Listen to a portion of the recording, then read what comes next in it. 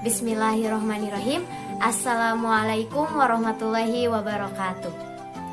Perkenalkan, kami dari kelompok 2 yang beranggotakan Adinda Rania, Atin Sopiatin, Ilmi Auliani Saleha, Muhammad Aziz Nurrahman, Muhammad Farhan Kurniawan, dan Sahrul Fadil. Kami di sini akan menjelaskan tentang model pembelajaran sosial atau the social sort. Ada beberapa sub yang akan kami bahas. Yang pertama yaitu model investigasi kelompok, yang kedua model inquiry sosial, yang ketiga model latihan laboratoris, yang keempat model penelitian jurisprudensial, yang kelima yaitu model bermain peran, dan yang terakhir konsep pengembangan ke-6 jenis model tersebut dalam situasi pandemi. Baik, di sini saya akan menjelaskan materi mengenai model investigasi kelompok. Model investigasi kelompok dikembangkan kali pertama oleh Telan. Dalam perkembangannya, model ini diperluas dan dipertajam oleh Sharan dari Universitas Tel Aviv. Model ini menuntut siswa terampil berkomunikasi dan bekerja sama dalam kelompok dengan baik. Dalam implementasinya, tipe investigasi kelompok, guru membagi kelas menjadi kelompok-kelompok dengan anggota 5-6 siswa yang heterogen. Kelompok ini dapat dibentuk dengan mempertimbangkan keakraban, persahabatan, atau minat yang sama dalam topik tertentu. Selanjutnya, siswa memilih topik untuk diselidiki dan melakukan penyelidikannya yang mendalam atas topik yang dipilih. Selanjutnya, ia menyiapkan dan mempresentasikan laporannya kepada seluruh kelas. Kemudian, tahap akhir adalah melakukan evaluasi. Jadi, model investigasi kelompok merupakan salah satu bentuk model pembelajaran yang kooperatif yang melibatkan peserta didik secara aktif, berkontribusi dari awal hingga pada tahap evaluasi dalam pembelajaran. Peserta didik juga akan secara aktif mengkonstruksi pengetahuan mereka dalam bentuk kerja kelompok dengan menginvestigasi kelompok yang sudah ditentukan. Baik, untuk materi yang selanjutnya yaitu model inquiry sosial. Apa sih model inquiry sosial itu? Menurut Restia, model inquiry sosial adalah istilah dalam bahasa Inggris yang merupakan suatu teknik atau cara yang digunakan oleh guru dalam mengajar. Contohnya seperti guru memberikan tugas kepada para murid, kemudian guru membentuk kelompok-kelompok tertentu untuk murid, dan setiap kelompok diberikan tugas masing-masing. Kemudian setiap kelompok melakukan diskusi masing-masing di setiap kelompok tersebut. Nah, setelah itu setiap kelompok melakukan presentasi dari apa yang telah didiskusikan dan kemudian membuat laporan kepada guru dari hasil diskusi tersebut. Ada beberapa tahapan atau langkah-langkah dalam metode tersebut. Yang pertama tahap orientasi, yang kedua tahap hipotesis, yang ketiga tahap definisi, yang keempat tahap eksplorasi, dan yang kelima tahap pengumpulan fakta atau bukti, dan yang terakhir tahap generalisasi. Baik, di sini saya akan menjelaskan model latihan laboratoris.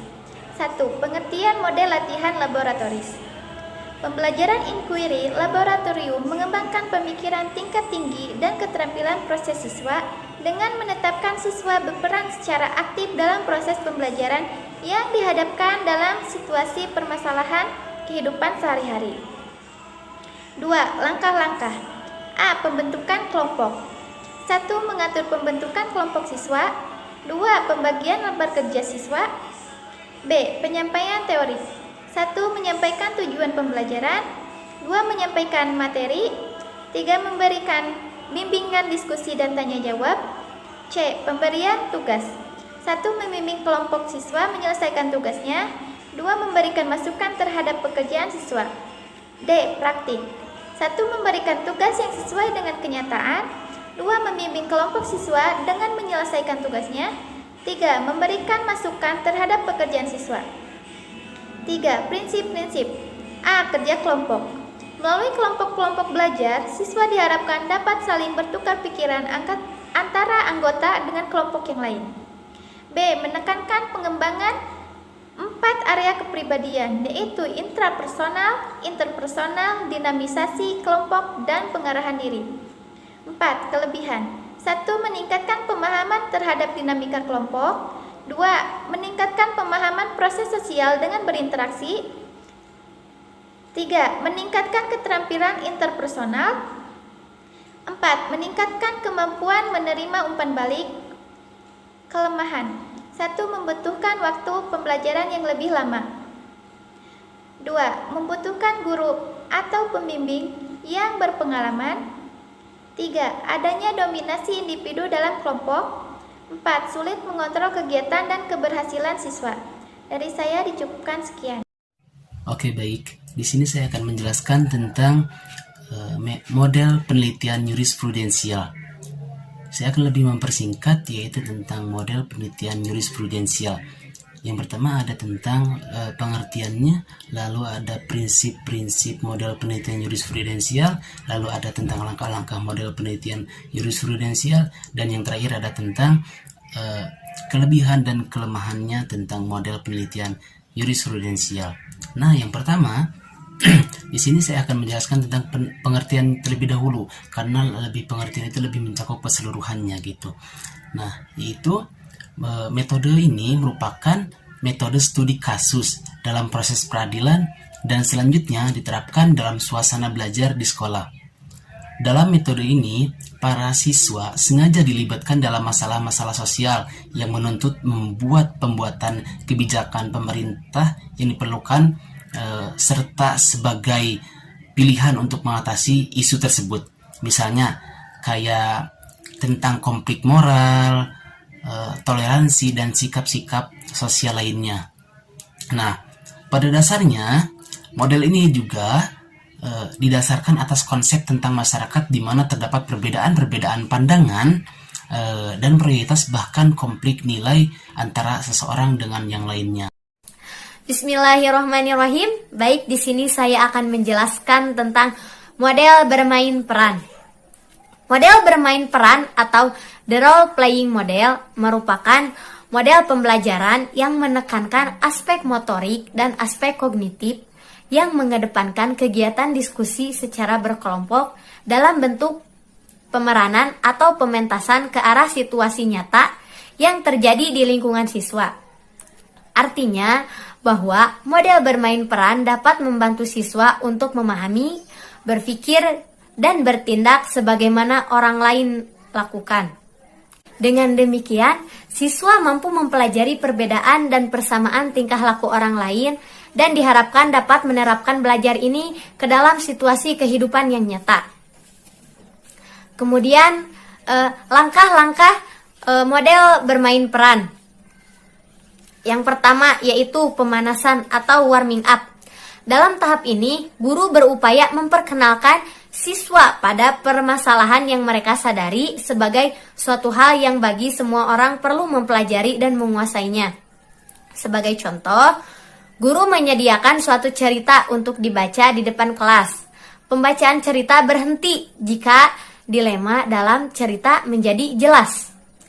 Kemudian dilanjutkan dengan pengajuan pertanyaan oleh guru yang membuat siswa berpikir tentang hal tersebut dan memprediksi akhir dari cerita. Yang kedua yaitu memilih partisipan. Langkah kedua ini lebih baik. Langkah pertama dilakukan jika siswa pasif dan enggan untuk bermain peran apapun. Sebagai contoh, seorang anak memilih peran sebagai ayah. Dia ingin memerankan seorang ayah yang galak dengan kumis tebal. Guru menunjuk salah seorang siswa untuk memerankan anak seperti ilustrasi di atas. Yang ketiga yaitu menyiapkan pengamat atau observer. Guru menunjuk beberapa siswa sebagai pengamat. Namun demikian, penting untuk dicatat bahwa pengamat di sini harus juga terlibat aktif dalam permainan peran. Untuk itu, walaupun mereka ditugaskan sebagai pengamat, guru sebaiknya memberikan tugas peran terhadap mereka agar dapat terlibat aktif dalam permainan tersebut. Yang keempat, yaitu menata panggung. Dalam hal ini, guru mendiskusikan dengan siswa di mana dan bagaimana peran itu akan dimainkan, apa saja kebutuhan yang diperlukan. Penataan panggung ini dapat sederhana atau kompleks. Yang paling sederhana hanya membahas skenario tanpa dialog lengkap yang menggambarkan urutan permainan peran. Misalnya, siapa dulu yang muncul, kemudian diikuti oleh siapa, dan seterusnya. Sementara penataan panggung yang lebih kompleks meliputi aksesoris lain seperti kostum dan lain-lain. Konsep sederhana memungkinkan untuk dilakukan karena intinya bukan kemewahan panggung, tetapi proses bermain peran itu sendiri. Yang kelima yaitu memainkan peran atau manggung. Permainan peran dilaksanakan secara spontan. Pada awalnya akan banyak siswa yang masih bingung memainkan perannya atau bahkan tidak sesuai dengan peran yang seharusnya ia lakukan. Bahkan mungkin ada yang memainkan peran yang bukan perannya. Jika permainan peran sudah terlalu jauh keluar jalur, guru dapat menghentikannya untuk segera masuk ke langkah berikutnya. Yang keenam yaitu diskusi dan evaluasi. Guru bersama siswa mendiskusikan permainan tadi dan melakukan evaluasi terhadap peran-peran yang dilakukan. Usulan terbaik akan muncul. Mungkin ada siswa yang meminta untuk berganti peran atau bahkan alur ceritanya akan sedikit berubah. Apapun hasil diskusi dan evaluasi tidak jadi masalah. Yang selanjutnya yaitu memainkan peran ulang atau manggung ulang. Seharusnya pada permainan peran kedua ini akan berjalan lebih baik. Siswa dapat memainkan perannya lebih sesuai dengan skenario. Yang kedelapan yaitu diskusi dan evaluasi kedua. Pembahasan diskusi dan evaluasi lebih diarahkan pada realitas. Mengapa demikian? Karena pada saat permainan peran dilakukan, banyak peran yang melampaui batas kenyataan. Misalnya, seorang siswa memainkan peran sebagai pembeli. Ia membeli barang dengan harga yang tidak realistis. Hal ini dapat menjadi bahan diskusi. Contoh lain, seorang siswa memerankan peran orang tua yang galak. Kegalakannya yang dilakukan orang tua itu dapat dijadikan bahan diskusi. Yang terakhir yaitu berbagi pengalaman dan kesimpulan. Siswa diajak untuk berbagi pengalaman tentang tema permainan peran yang telah dilakukan dan dilanjutkan dengan membuat kesimpulan. Misalnya, siswa akan berbagi pengalaman tentang bagaimana ia menjadi seorang pembeli yang sedang menawar barang dengan harga yang belum diketahuinya yang tidak realistis. Kemudian, guru membahas bagaimana sebaiknya menghadapi situasi tersebut seandainya jadi penjual. Sikap seperti apa yang sebaiknya dilakukan. Kelebihan dan kelemahan model bermain peran. Kelebihannya yang pertama yaitu dapat berkesan dengan kuat dan tahan lama dalam ingatan siswa. Di samping menjadi pengalaman yang menyenangkan, juga memberi pengetahuan yang melekat dalam memori otak. Yang kedua, sangat menarik bagi siswa, sehingga memungkinkan membuat kelas menjadi dinamis dan antusias. Yang ketiga, membangkitkan gairah dan semangat optimisme dalam diri siswa, serta menumbuhkan rasa kebersamaan. Yang keempat yaitu siswa dapat terjun langsung untuk memerankan sesuatu yang akan dibahas dalam proses pembelajaran. Namun, di samping kelebihan tersebut ada juga kekurangannya. Yang pertama, role playing memerlukan waktu yang relatif panjang atau banyak. Karena kreativitas dan daya kreasi yang tinggi dari pihak guru maupun siswa, dan ini tidak semua guru memilikinya. Jadi memerlukan kreativitas dan waktu yang sangat lama, serta latihan yang sangat lama. Yang kedua yaitu apabila pelaksanaan role playing atau bermain peran mengalami kegagalan, bukan saja dapat memberi kesan kurang baik, tetapi sekaligus berarti tujuan pembelajaran tidak tercapai. Yang ketiga yaitu tidak semua materi pelajaran dapat disajikan melalui metode ini. Bismillahirrahmanirrahim. Assalamualaikum warahmatullahi wabarakatuh. Baik, saya di sini akan menyampaikan materi mengenai model simulasi sosial. Nah, di sini ada 2 poin mengenai simulasi sosial. Yang pertama, pengertian simulasi sosial. Yang kedua, prosedur pembelajaran. Yang pertama, pengertian simulasi sosial. Simulasi berasal dari kata simulate, yang artinya pura-pura atau berbuat seolah-olah. Kata simulation artinya tiruan atau perbuatan yang pura-pura. Dengan demikian, simulasi dalam metode pembelajaran dimaksudkan sebagai cara untuk menjelaskan sesuatu. Nah, yang dimaksud dengan menjelaskan sesuatu di sini yaitu bahan pembelajarannya melalui perbuatan yang bersifat pura-pura atau melalui tingkah laku imitasi. Simulasi merupakan suatu metode pembelajaran praktek interaktif yang melibatkan penciptaan situasi atau ruang belajar dalam suatu program pelatihan. Tujuan dari simulasi adalah untuk memunculkan pengalaman pembelajaran selama mengikuti program pelatihan. Yang kedua, prosedur pembelajaran. Proses simulasi tergantung pada peran guru atau fasilitator. Di sini ada 4 prinsip yang harus dipegang oleh guru atau fasilitator. Yang pertama, penjelasan. Untuk melakukan simulasi, pemain harus benar-benar memahami aturan mainnya. Yang kedua, mengawasi. Simulasi dirancang untuk tujuan, untuk dengan aturan dan prosedur permainan tertentu. Yang ketiga, melatih. Dalam simulasi, pemain akan melakukan kesalahan. Yang keempat, diskusi. Dalam simulasi, refleksi menjadi bagian yang penting. Nah, di sini juga ada fungsi model pembelajaran sosial. Yang pertama, untuk menggali perasaan siswa. Yang kedua, memperoleh inspirasi dan pemahaman yang berpengaruh terhadap sikap, nilai, dan persepsi. Yang ketiga, mengembangkan keterampilan dan sikap dalam memecahkan masalah. Nah, yang keempat, mendalami mata pelajaran dengan berbagai cara.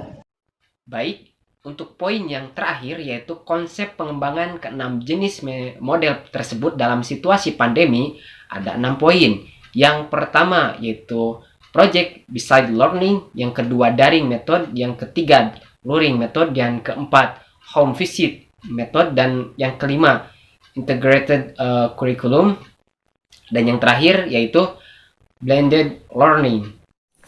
Mungkin itu saja yang dapat kami sampaikan. Mohon maaf apabila ada kesalahan. Wassalamualaikum warahmatullahi wabarakatuh.